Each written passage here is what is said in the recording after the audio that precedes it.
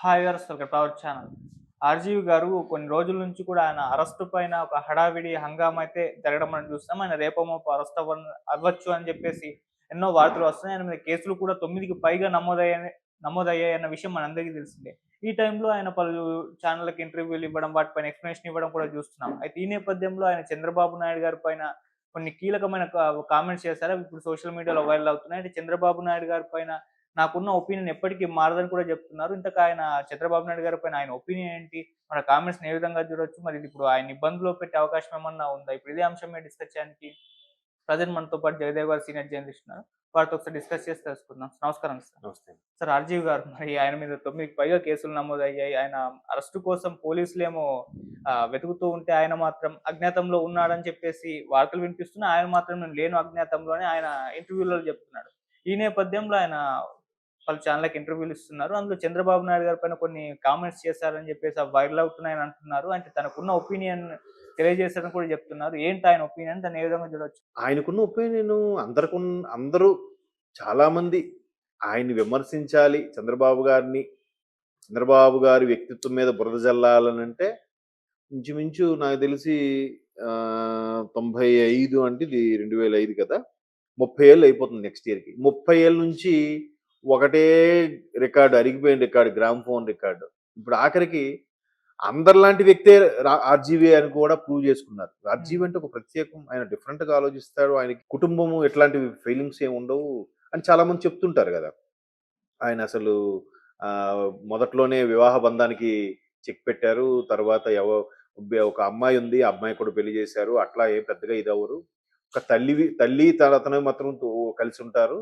తల్లికి మాత్రం ఒక ప్రాధాన్యత ఇస్తారు. ఇంకెవరికీ ఆయన పట్టించుకోరు. రకరకాలుగా మనం చూస్తున్నాం. ఆయన దేన్ని కూడా సీరియస్‌గా తీసుకోరని, సొసైటీ మీద ఒక రకమైన కన్సర్న్ ఉందని, ఏంటి సొసైటీ చూసి పిచ్చివాడు నవ్వుకుంటానని, ఈళ్ళ బంధాలు, బంధుత్వాలు, అలాగే ఈ డైలీ ఈళ్ళు పని చేయడాలు, రావడాలు, రొటీన్ లైఫ్‌లు, జాబ్ ఇవన్నీ ఆయన డిఫరెంట్ యాంగిల్‌లో చూస్తాడని చాలా మందికి ఆయనంటే అభిమానం.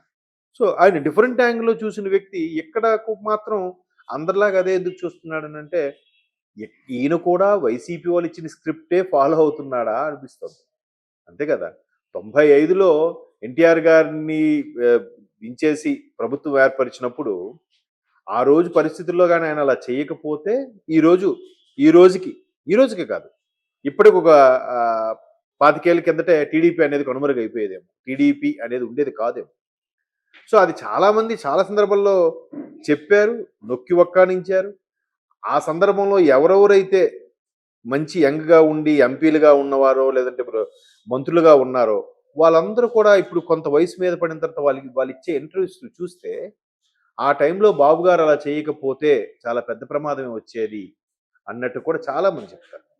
సో, ఈయనకి ఇంకేం పాయింట్స్ దొరక్క, నేను ఎవరి మీద చేశాను, ఎందుకు చేశాను అని చెప్పకుండా ఆయన మీద అభిప్రాయం మారలేదంట. ఎప్పుడు చంద్రబాబు నాయుడు గారు వెన్నుపోటు పొడిచారు అనే నిన్న మొన్న కూడా ఒక ఛానల్ ఇంటర్వ్యూలో కూడా చూశాను. లక్ష్మీపార్వతి గారికి ఎవరో ఇంటర్వ్యూ చేశారు.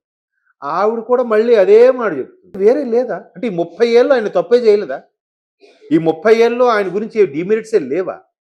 ఈ 30 ఏళ్లలో ఒక రాజకీయ నాయకుడి ప్రస్థానము ఏ అవకతవకలు లేకుండా నడిచింది అంటే అదే చెప్తున్నారంటే ఏ అవకతవకలు లేకుండా నడిచినట్టేగా.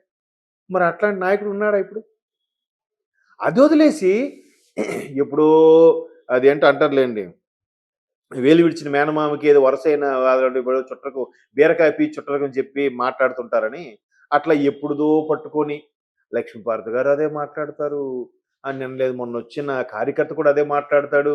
ఆఖరికి మహామేధావి, జీనియస్సు అన్నిటిని అందరూ ఒక యాంగిల్‌లో చూస్తే ఇతను డిఫరెంట్ యాంగిల్‌లో చూసే గొప్ప దర్శకుడు, దార్శనికుడు. ఈయన కూడా మళ్ళీ అందరిలాగా అదే పాత చింతకాయ పచ్చడేనా? ఆ అరిగిపోయిన గ్రామ్‌ఫోన్ రికార్డేనా? మరి కొత్త డైలాగ్స్ లేవా? మరి కొత్త కొత్త సినిమాలు రాసినప్పుడు కొత్త కొత్త స్క్రిప్టులు రాస్తారు గదా! పోనీ అందులోంచి ఏదో కొత్త స్క్రిప్ట్ చెప్పొచ్చు కదా! మళ్ళీ వెన్నుపోటు పొడిచాడు నాకు అప్పటి నుంచి అదే అభిప్రాయం ఉండిపోయింది. వేరే అంటే ఇంక వీళ్ళకి చెప్పడానికి ఏం లేవంట. చూడండి ఎంత నిజంగా చంద్రబాబు నాయుడు గారికి హ్యాట్స్ ఆఫ్ చెప్పాలి ఈ విషయంలో. అంతే గదా! ఏవండీ మీరు ఆ ఒక్క విషయం తప్ప వీళ్ళు ఇంకేమి చెప్పలేకపోతున్నారు మీకు.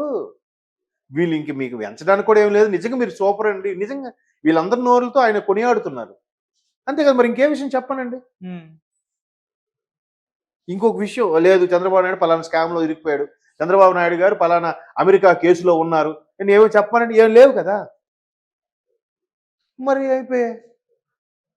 సో ఈయన కూడా అదే విషయం చెప్తున్నాను, అందుకే నా సినిమాలో చూశాను.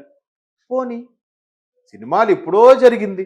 మరి అలా అనుకుంటే 1995లోనే అది జరిగినప్పుడు అప్పటి నుంచి ఆయన మీద ఇంప్రెషన్ లేనప్పుడు గడిచిన 2, 3 ఏళ్ల నుంచే మీరు ఎందుకు ట్రోల్స్ చేశారు? అంటే మిగతా 27 సంవత్సరాలు పడుకున్నారా? మరి అప్పుడు చంద్రబాబు నాయుడు గారి మీద ఇంప్రెషన్ ఉందా? లేదా?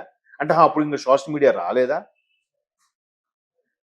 2014 నుంచి కూడా ఇంచుమించు సోషల్ మీడియా డెవలప్మెంట్ అవుతూ అప్గ్రేడ్ అవుతూనే ఉంది కదా, నాకు తెలిసినంత వరకు. అవునా కదా? మరి అప్పటి నుంచి ఈయన ఎందుకు ట్వీట్లు ఇలాంటివి వీడియో సినిమాలు ఇవన్నీ తీయలేదు? 95 నుంచి ఆయనకి సదభిప్రాయం పోతే ఆ తర్వాత ఏం తీయొచ్చుగా. అంటే అప్పుడు వైసీపీ వాళ్ళు తగలలేదా? అర్థమవుతుందా? అంటే ఏదో చెప్పాలి, డిఫెన్స్ ఆడుకోవాలి.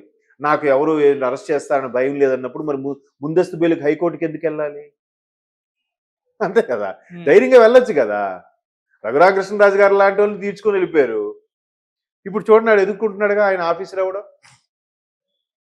అంటే ఇవన్నీ కూడా అందరిలాగే ఈయనే చెప్పేసరికి నాకు ఈయన మీద ఇంప్రెషన్ కలగట్లేదు. ఎందుకంటే ఆయన ఒక డిఫరెంట్ యాంగిల్లో చూసేవారు. ఇప్పుడు మొన్న సురేఖ గారు కామెంట్ చేశారు నాగార్జున గారిని, చేస్తే అందరూ ఏమన్నారు, సమంతాని నాగార్జున ఇలా అన్నారని. ఈయన మాత్రం ఏం చెప్పాడు, నాగార్జున గారిని విమర్శించిన మాట కరెక్టే, తప్పది విమర్శించకూడదు, బట్ సమంతాని ఆవిడ ఎక్కడ విమర్శించలేదు, సమంత గారి క్యారెక్టర్ ఇంకా పైకి లేపింది, ఆవిడ ఎటువంటి చర్యలకి ఇలాంటి బ్యాడ్ థింగ్స్కి ఆవిడ ఒప్పుకోదు అన్నట్టుగా మరొకసారి ప్రూవ్ చేసింది అని సమంతాన్ని ఆకాశానికి ఎత్తేసింది అన్నట్టుగా చెప్పింది ఒక వర్మ గారే. అవునా? అంటే మరి ఆయన డిఫరెంట్గా చూశాడు కదా. మరి ఇక్కడ కూడా బాబు గారి విషయంలో డిఫరెంట్గా చూడొచ్చుగా. మళ్ళీ ఎన్టీఆర్ గారిని వెన్నుపోటు పొడిచాడు, అప్పటి నుంచి అదే అభిప్రాయం ఉండిపోయింది. అంటే ఆ తర్వాత చాలా సందర్భాల్లో అడిగిన ఇంటర్వ్యూస్లో ఎప్పుడు ఎక్కడ చెప్పలేదే. ఈ మధ్య కాలంలో వైసీపీతో టైఅప్ అయిన తర్వాత కదా చెప్పారు. మొన్న అయితే జరగలేదు కదా ఎన్టీఆర్ గారిది ఈ వెన్నుపోటు, వీళ్ళు అంటున్న సోకాల్డ్ వెన్నుపోటు వ్యవహారం. మరి ఎట్లా దీన్ని ఎలా తీసుకోవాలి?